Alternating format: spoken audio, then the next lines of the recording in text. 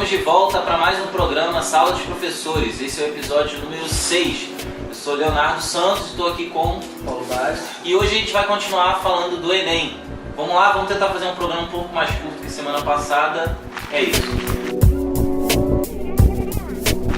Primeiro bloco do programa número 6 do Sala dos Professores. Hoje a gente vai continuar falando do Enem, mas sendo mais específico, né? Falando um pouco sobre as disciplinas. No meu caso, vou falar um pouco sobre matemática e física, e o Paulo vai falar um pouco sobre a área de humanas, mais especificamente da parte de interpretação e literatura. A gente quer falar um pouco sobre alguns temas, e o primeiro tema de hoje é o que tem caído mais, ou seja, os temas que têm mais sido abordados em relação a essas duas disciplinas. Vou deixar o Paulo começar. Fala aí, Paulo, o que você acha? Pois é, Léo, o que acontece é que a prova, tem sido cada vez mais focada na parte de interpretação de texto, né? A gente percebe questões tratando de regras gramaticais numa quantidade cada vez menor, né? Então o interessante é que que o aluno consiga reconhecer as diferentes modalidades textuais, né? Os diferentes gêneros textuais. Isso é o fator primordial, né? E além disso, o Enem ele é muito baseado na questão do contraste entre norma culta e o padrão coloquial, a fala coloquial, o popular, a linguagem popular, né? Então o Enem sempre valorizando, né, essa linguagem popular e mostrando que existe uma norma culta, sim, né? Mas existe uma fala coloquial e que, dependendo do contexto, da situação linguística, essa fala também não é errada, né?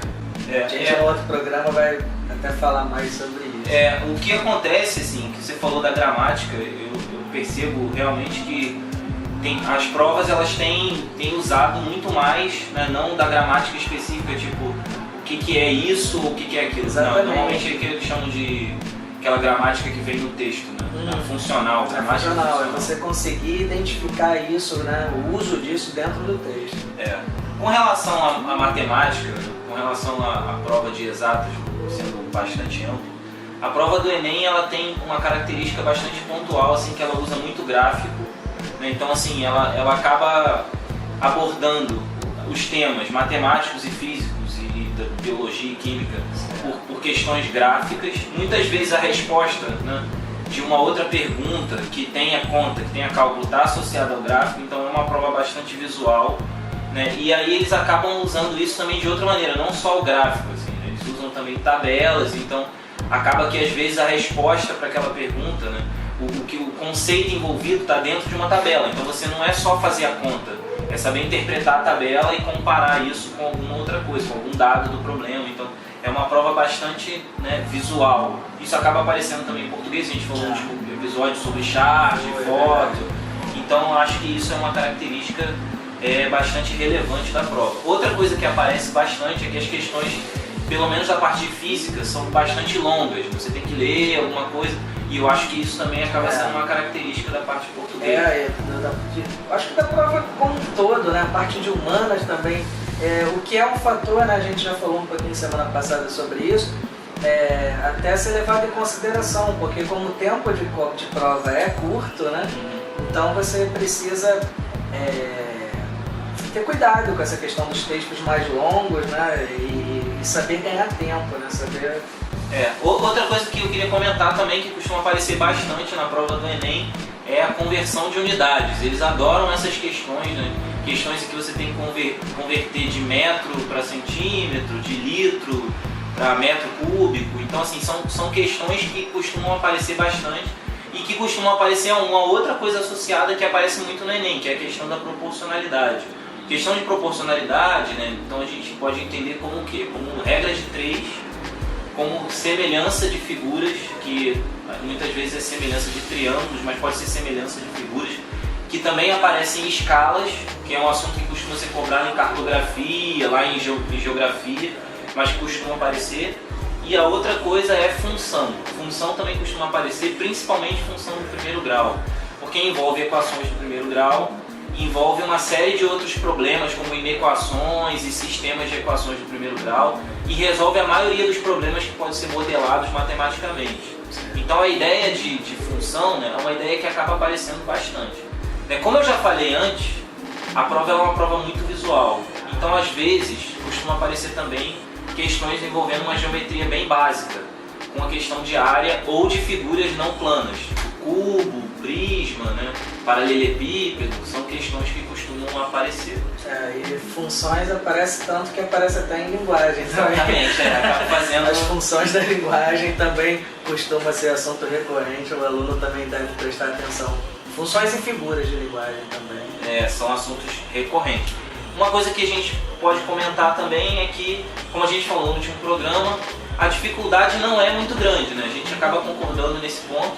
E, assim, ratificando isso daí, a ideia é que a prova de matemática ela tem bastantes questões, né, que são simples, você resolve muito rápido, só lendo a questão você já consegue resolver, né? Então, assim, a dificuldade dessas questões é bem simples, bem pequena, você pode resolver bem rápido, mas você tem que tomar cuidado com aquilo que a gente já falou, as questões às vezes são grandes, aí você lendo tudo, você perde tempo.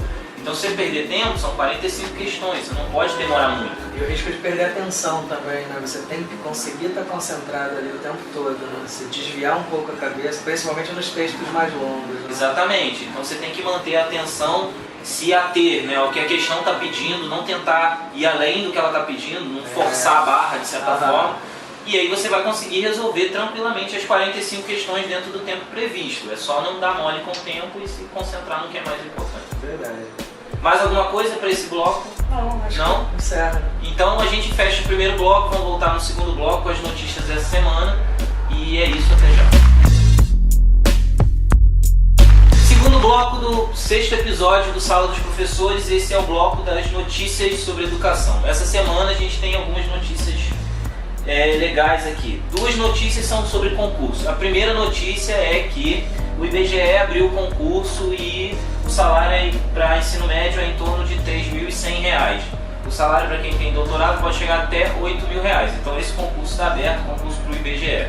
A segunda notícia é que a Polícia Federal divulgou que vai ter concurso para a Polícia Federal e que o edital deve sair em até 20 dias. Essas 2 notícias que eu dei agora, né, tanto a notícia do IBGE quanto da Polícia Federal, estão disponíveis no site da Folha Dirigida. Como eu sempre digo, o link dessas notícias vai ficar na descrição do vídeo, então você pode conferir essas notícias direto no site da Folha Dirigida.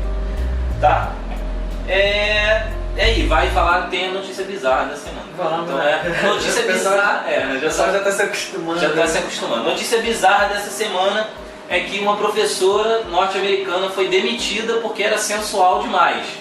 Por incrível que pareça, né? Foi demitida e aí depois que ela foi demitida, ela posou nua e fez bastante sucesso. Então, assim, ela era sensual demais mesmo por isso. Eu não sei se ela merecia ser demitida, mas, enfim, dentro de todo esse contexto que a gente está tendo, de manifestação de professores e coisa e tal, que a gente pode vir a falar em breve, né?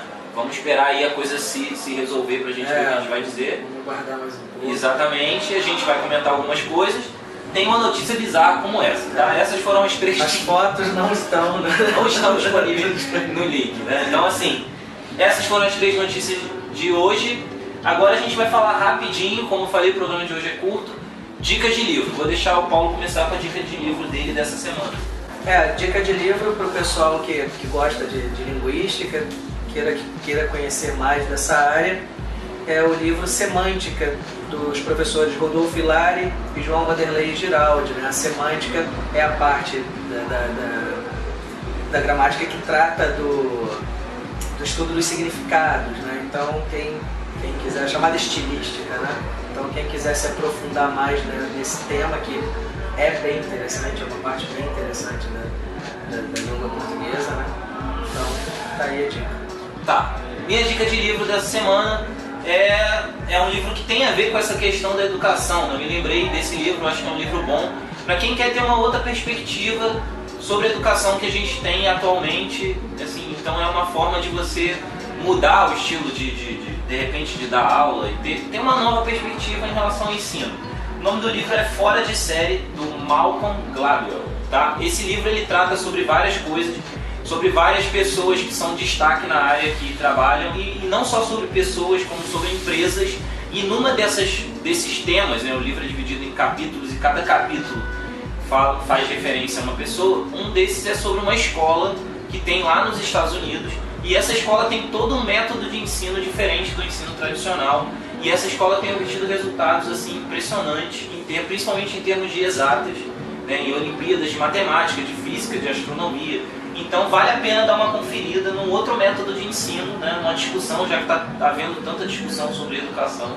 É uma boa ter uma outra visão sobre esse aspecto. Uma coisa que eu queria fazer hoje, né, que a gente não fez em outros, é agradecer. Eu queria agradecer o Felipe Amorim pelos comentários lá e também pelas discussões que a gente tem tido fora, né, nos bastidores, para melhorar o programa, e outras pessoas que têm ajudado, né, com essa perspectiva aí do programa. Não sei se quem tem assistido ao programa, né, acaba percebendo que realmente tudo que chega até nós a gente tenta trazer para cá, né? Essas dúvidas são levantadas no programa seguinte, né? Nos programas seguintes.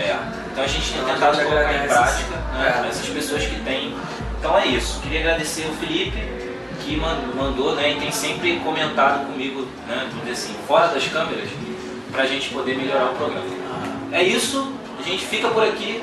Semana que vem tem mais, episódio 7. Acompanhem, curtam e comentem. Um abraço, valeu.